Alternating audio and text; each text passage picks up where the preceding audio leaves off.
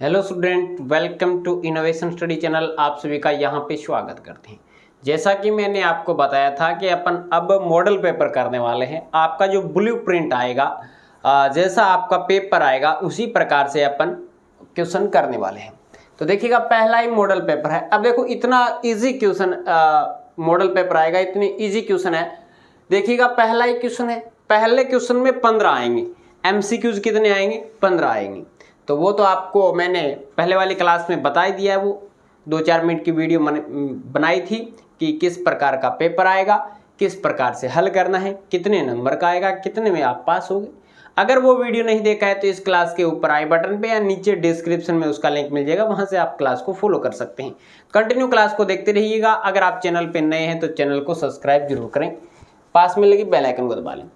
पहला क्वेश्चन है 8/21 का गुणात्मक प्रतिलोम है। गुणात्मक प्रतिलोम, एक ऐसी संख्या निकाल लीजिएगा ताकि 8/21 को गुणा करने पे रिजल्ट हमारे पास में 1 आ जाए। एक तो होता है योज्य प्रतिलोम। योज्य प्रतिलोम तो बनाना होता है 0 और गुणात्मक प्रतिलोम में हमें बनाना होता है 1। तो 8/21 का उल्टा कर दो। प्रतिलोम क्या होता है? उल्टा होता है। तो प्रतिलोम करोगे तो 21/8 यानी ऑप्शन नंबर डी आपके पास में इसका राइट हो जाएगा। 8/21 को 21/8 से गुणा करोगे, रिजल्ट आएगा 1। 1/4 और 1/2 के मध्य परमेय संख्या बताइए। परमेय संख्याएं वे संख्याएं जो p/q के रूप में लिखी जाती है उसे परमेय संख्या कहते हैं, और q का मान नॉट इक्वल 0 रहता है। 1/4, 1 में 4 का भाग लगाए, देखो मान कितना आएगा। 1 में 4 का भाग लगाओ तो आएगा 0.25। कितना आएगा? 0.25। 1/2 है, 1 में 2 का भाग लगाओ 0.50 आएगा। 0.50। अब इसके बीच में आना चाहिए। कहने का मीन्स 0.3 भी आ सकता है, 0.4 भी आ सकता है। अब 0.5 से बड़ा मान तो आएगा नहीं। 0.5 तो ये है, इससे छोटा और इससे बड़ा मान आएगा। 3 में 4 का भाग लगाते हैं। 3 में 4 का भाग लगाते हैं यानी हमारे पास में बन गया 30। 30 में 4 का भाग लगाओ 0.7 आएगा। 7 चौके 28 होते हैं, ये नहीं आएगा। 1 भी नहीं आएगा। 1/8 कितना हो जाएगा? 0.1, जो कि इससे छोटा है। तो ऑप्शन कौन सा बच गया? Option number C. Option number C आपके पास में राइट हो जाएगा। तीसरा क्वेश्चन है x माइनस में 4 बराबर 5 है। x का मान ज्ञात करना है। को हल करें या ऐसे भी आ सकता है, डायरेक्ट भी दे सकता है। -4 है, बराबर से दूसरी साइड लेके आओगे +4 बनेगा। तो देख लो +4 किस में है? 5 + में 4। 5 + में 4 यानी कई बार ऑप्शन में ऐसे भी दे सकता है 5 + में 4, कई बार डायरेक्ट जोड़ के भी दे सकता है 9। तो ऑप्शन नंबर कौन सा हो जाएगा? डी। Option number D. गुणा में नहीं जाएगा, भाग में नहीं जाएगा और माइनस में भी नहीं जाएगा, क्योंकि माइनस तो पहले से मौजूद है, प्लस में जाएगा। पक्षांतरण करते समय प्लस का चिन्ह बदलता है। अब देखो यही बात आ गई दोबारा। पक्षांतरण क्या होता है? चेंज होता है, चेंज करना। जैसे यहाँ पे माइनस का पक्षांतरण कर रहे हैं तो वो प्लस में होगा, और प्लस का पक्षांतरण करोगे तो वो किस में होगा? माइनस में। यानी प्लस की कोई वैल्यू इस साइड से उठा के इक्वल से दूसरी साइड लेके जाएंगे तो किस में हो जाएगी? माइनस में कन्वर्ट हो जाएगी। Option number B. Option number B आपके पास में राइट हो जाएगा। 4 भुजाओं से घिरी हुई समतलीय आकृति को कहते हैं। 4 भुजाओं से घिरी हुई आकृति चतुर्भुज। 3 भुजाओं से घिरी हुई आकृति त्रिभुज। 5 भुजाओं से घिरी हुई आकृति पंचभुज। 6 भुजाओं से घिरी हुई आकृति षटभुज। इस प्रकार से सप्तभुज, अष्टभुज, नवभुज, 10 भुज आगे चलता रहेगा। जितने भुजाएं उतना ही नाम। 4 भुजाएं हैं तो चतुर्भुज। वर्ग के चारों कोणों की माप होती है। वर्ग एक ऐसी आकृति जिसकी चारों भुजाएं बराबर होती है। चारों भुजाएं बराबर होती है और चारों कोण भी बराबर होते हैं, और प्रत्येक कोण 90 डिग्री का होता है। तो इसमें देख लो option number B, 90 degree, 90 degree, 90 degree, 90 degree. चारों के चारों क्या है? 90 डिग्री आएंगे। 225 का वर्गमूल यानी 225 पे मैं अगर रूट लगा दूं, 225 पे रूट लगा दूं तो ये क्या बन जाएगा? इसका वर्गमूल आएगा। एक तो होता है वर्ग, एक होता है वर्गमूल। वर्ग देखो मैंने लिख दिया यहाँ पे 15। 15 का वर्ग यानी स्क्वायर लगा दी 225, और 225 का वर्गमूल क्या आएगा? 15 आएगा। 15 का वर्ग 225, 225 पे रूट लगा दिया, या रूट का मीन्स होता है किसी की पावर 1/2, 1/2 लगा दिया, तो इसका जो वर्गमूल आ जाएगा, यानी option number B, option number B. 14,400 के वर्गमूल में अंकों की संख्या होगी 14,400। अब देखो 14,400 के वर्गमूल में अंकों की संख्या, वर्गमूल जैसे आपसे पूछा कि 225 के वर्गमूल में अंकों की संख्या, 225 के वर्गमूल में अंकों की संख्या कितनी आई? 1500 संख्या है, लेकिन अंकों की संख्या कितनी है? 1 और 5 2। कितने अंक हैं? 2। इसी प्रकार से 14,400 के वर्गमूल में अंकों की संख्या कितनी आ जाएगी आपके पास में?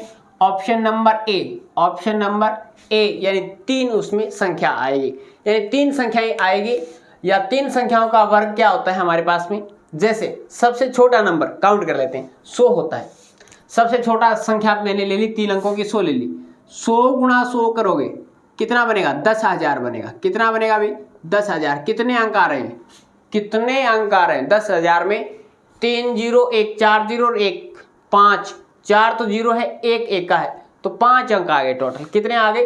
5। इसमें भी देख लो 1 2 3 4 5, कितने हैं? 5 हैं। तो इसी प्रकार से अब उसमें अंकों की संख्या कितनी होगी? 3 होगी।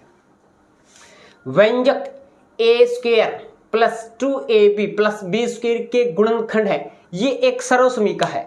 ये मैंने आपको अच्छे से बता रखी है। a प्लस b का होल स्क्वायर क्या होता है? a का स्क्वायर प्लस b का square plus 2ab। a minus में b का होल स्क्वायर क्या होता है? a² प्लस b² माइनस में 2ab। एक बार प्लस में एक बार माइनस में क्या होता है? a² माइनस में b²। ये बेटा अच्छे से पढ़ लेना, ये शानदार क्वेश्चन बनते हैं यहाँ से। व्यंजक a² plus 2ab plus b² का गुणनखंड है a प्लस में b का होल स्क्वायर, कौन सा है? ऑप्शन नंबर ए, ऑप्शन नंबर ए। अगर ये ओपन करोगे तो यहाँ पे -2ab आएगा। मूल बिंदु के निर्देशांक, मूल बिंदु जहां पे दोनों x आके काटते हैं, ये तो y एक्स और ये x, ये सेंटर पॉइंट, और सेंटर पॉइंट के कोऑर्डिनेट हो जाएंगे हमारे पास में 0,0। तो ऑप्शन नंबर बी, मूल बिंदु के निर्देशांक हो जाएंगे 0,0।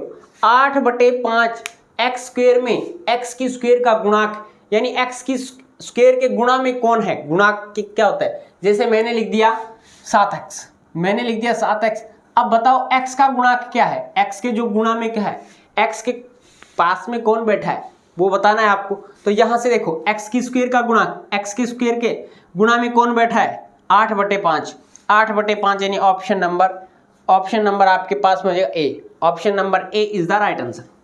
अब इसके बाद में चलते हैं, ये क्वेश्चन है, ये आगे छपा हुआ नहीं है, लेकिन मेरे आइडिया से अगर आपसे ये पूछ रहा है कि इसमें कितने चर हैं, इसमें कितने चर हैं, तो आप क्या बताओगे? x और y 2 ही चर हैं। कितने चर हैं? अगर ये क्वेश्चन कंप्लीट नहीं है, मैंने चेक किया है आपके मॉडल पेपर में, ये इतना कटिंग है वहाँ से, तो पता नहीं क्या पूछा गया है, लेकिन ऑप्शन दे रखा है 3 4 5 6। मेरे हिसाब से अगर ऐसा पूछा जाता, ऐसे पूछा गया है कि इसमें कितने चर का ये समीकरण है, तो इसमें चर काउंट कर लो x और y। अब यहाँ से ये काउंट मत करने लग जाना, 8 भी है, 2 भी है, 3 भी है। बेटा ये तो अचर वैल्यू है, चर की बात पूछ रहा है, चर x और y है, तो ऑप्शन इसके हिसाब से पूछे कि इसमें कितने चरों का समीकरण है, तो इसमें 2 चर हैं। कितने चर हैं? 2 चर हैं। तो यहाँ इस 12 तक इसका स्क्रीनशॉट लीजिएगा। अब चलते हैं नेक्स्ट क्वेश्चनों पे। अब देखिएगा स्टूडेंट, नेक्स्ट है 13 नंबर क्वेश्चन पहले का।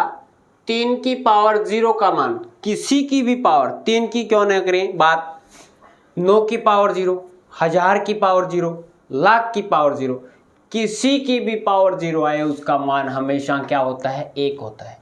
1 होता है, जल्दबाजी में 0 मत कर देना। 3 की पावर 0 का मान हमेशा होता है 1। 6x प्लस में 18xy का सार्वक गुणनखंड, सार्वक यानी सभी में गुणनखंड। अब फैक्टर निकालना है, कॉमन, इसमें से कॉमन क्या आ रहा है? 6x यहाँ पे है, 18 में से 6 कॉमन आ जाएगा, x यहाँ पे है, तो 6x। अब देखो 6y भी दिया गया, 6y इसमें तो आ सकता है, लेकिन इसमें y है ही नहीं, तो देखो ऑप्शन नंबर सी, यानी सार्वक गुणनखंड, दोनों में कॉमन कौन आएगा? 6x, वही सार्वक गुणनखंड होता है। 3 से विभाजित, अब देखो 3 से विभाजित होने का रूल, संख्याओं का योग, अगर संख्याओं का जो इसमें जो संख्या दी गई है इनके अंकों का योग अगर 3 से विभाजित हो रहा है तो वो संख्या भी 3 से विभाजित होगी। जैसे 82, 8 2 10, 10 में 3 का भाग नहीं जाता। 9 और 7 16, 16 में 3 का भाग नहीं जाता।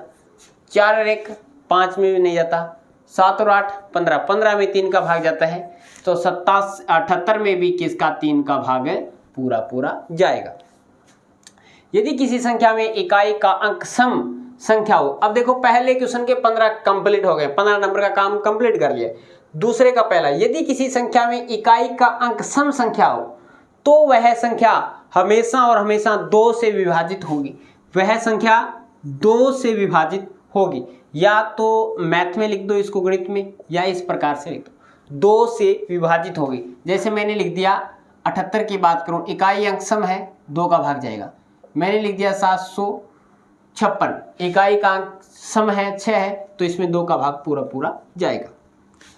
संख्या 18 के घन के इकाई का अंक, घन घन यानी 3 बार गुणा करना, 18 गुणा 18 गुणा 18 ये करना है। अब देखो इकाई का अंक उठा लो, 8 गुणा 8 गुणा 8, 8 8 64, 64 गुणा 8, इकाई का अंक उठा लो, 8 चौके 32, 8 चौके 32, इकाई का अंक क्या आ रहा है 2, इकाई का अंक क्या है, तो हमारे पास में यहाँ पे आएगा इकाई का अंक 2 होगा।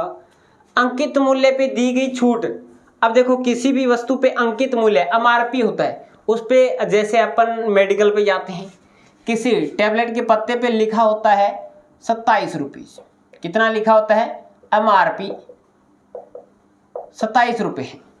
लेकिन मेडिकल वाला क्या करता है, हमें वो पत्ता 25 रुपये में देता है। कितने रुपए में, 25 रुपये में देता है। तो उसने ये MRP है और इसने हमें 2 रुपये की छूट दे दी, 2 रुपये का हमें डिस्काउंट दे दिया, 2 रुपये का हमें बट्टा दे दिया। तो अब देखो अंकित मूल्य पर दी गई छूट क्या कहलाती है, बट्टा। क्या कहलाता है, बट्टा। छूट डिस्काउंट भी बोल सकते हैं इसको, ठीक है, बट्टा बोल देना, ठीक है। 8xyz माइनस में 5xyz, 8 में से 5 निकाल दो, संख्या में से संख्या घटाओगे, 8 में से 5 जाएंगे तो 3, कितना आएगा 3xyz। रिजल्ट कितना आएगा 3xyz।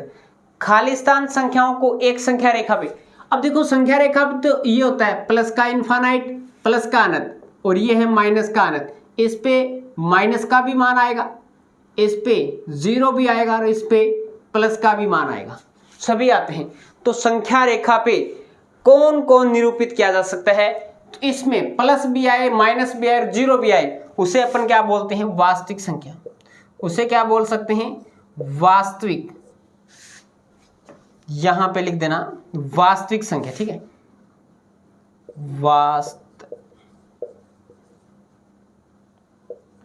वास्तविक संख्या या रियल नंबर भी लिख सकते हैं।